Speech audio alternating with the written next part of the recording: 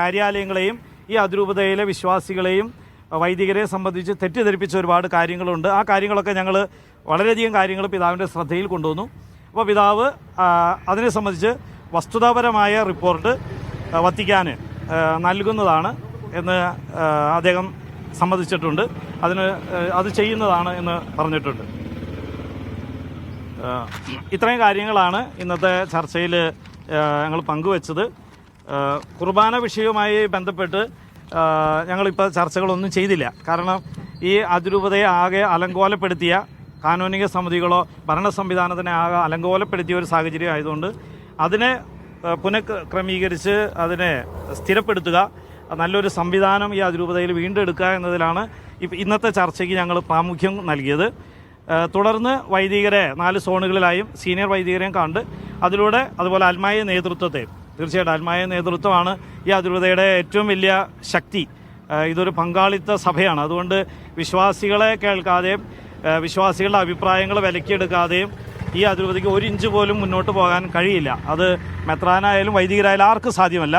ഇത് എല്ലാവരും തുല്യരായി ഭരണ സംവിധാനത്തിൽ അഭിപ്രായത്തിലും അത് നടപ്പിലാക്കുന്നതിലും തീരുമാനത്തിലും തുല്യ പങ്കാളിത്തമുള്ള സഭയായതുകൊണ്ട് ആ രീതിയിൽ മുന്നോട്ട് പോകുന്നതനുസരിച്ചാണ് കുർബാന വിഷയം പോലുള്ള കാര്യങ്ങൾ ചർച്ച ചെയ്യുകയും അതിൽ തീരുമാനങ്ങൾ പിന്നീട് ഉണ്ടാവുകയും ചെയ്യുള്ളൂ.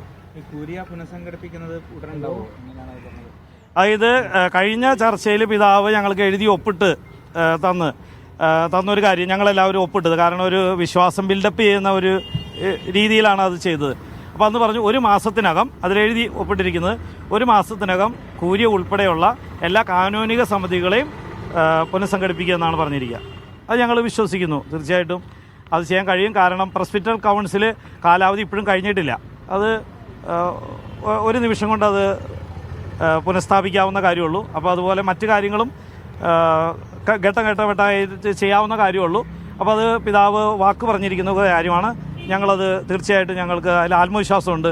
അത് ആർച്ച് ബിഷപ്പ് പാംബ്ലാനി ചെയ്യുമെന്ന് ഞങ്ങൾക്ക് ആത്മവിശ്വാസമുണ്ട്. ചർച്ച പോസിറ്റീവാണ്. തീർച്ചയായിട്ടും ഈ കാര്യങ്ങളെല്ലാം രൂപതയിൽ ഏറ്റവും ഇമ്മീഡിയറ്റ് ആയിട്ട് ഈ അതിരൂപത അഭിമുഖീകരിക്കുന്ന പ്രശ്നങ്ങളാണ് ഞങ്ങളെല്ലാം അവതരിപ്പിച്ചത്. അപ്പോൾ അതിൽ ഞങ്ങൾക്ക് വളരെയധികം പ്രതീക്ഷയുണ്ട്. അത്തരത്തിലുള്ള വാക്കുകളും വാഗ്ദാനങ്ങളും ആണ് പിതാവ് ഞങ്ങൾക്ക് നൽകിയിരിക്കുന്നത്. അല്ല, ഇതിൽ മേജർ ബിഷപ്പിൻ്റെ സാന്നിധ്യം ചർച്ചകളിൽ വേണമെന്ന് ഞങ്ങൾ ആവശ്യപ്പെട്ടു. അതേസമയം പിതാവ് തന്നെ പറഞ്ഞു അത് തന്നെയാണ് ആർച്ച് ബിഷപ്പ് പാംബ്ലാനിയുടെ ആഗ്രഹം എന്ന് പിതാവും പറഞ്ഞു. അപ്പോൾ ഞങ്ങളുടെ എല്ലാവരുടെയും ആഗ്രഹമാണ് മേജർ ആർച്ച് ബിഷപ്പ്. കാരണം മെത്രാപ്പോലിത്തൻ വികാരിയാണ് ആർച്ച് ബിഷപ്പ് പാംബ്ലാനി. ആരുടെ വികാരിയാണ്? മേജർ റാഫേൽ തട്ടിൽ പിതാവിൻ്റെ പകരക്കാരനാണ്.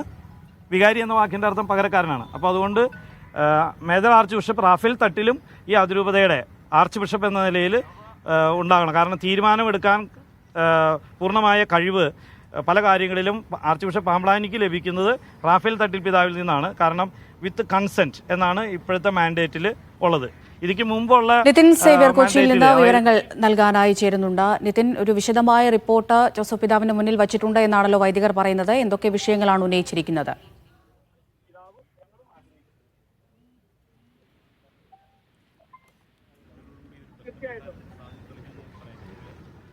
തീർച്ചയായിട്ടും പ്രശ്നങ്ങൾ പരിഹരിക്കപ്പെടണമെന്ന അതിയായ ആഗ്രഹമാണ് അതിരൂപതയിലെ സർവ്വവിശ്വാസികൾക്കും ഞങ്ങൾക്കും മെത്രാന്മാർക്കും ഉള്ളത്.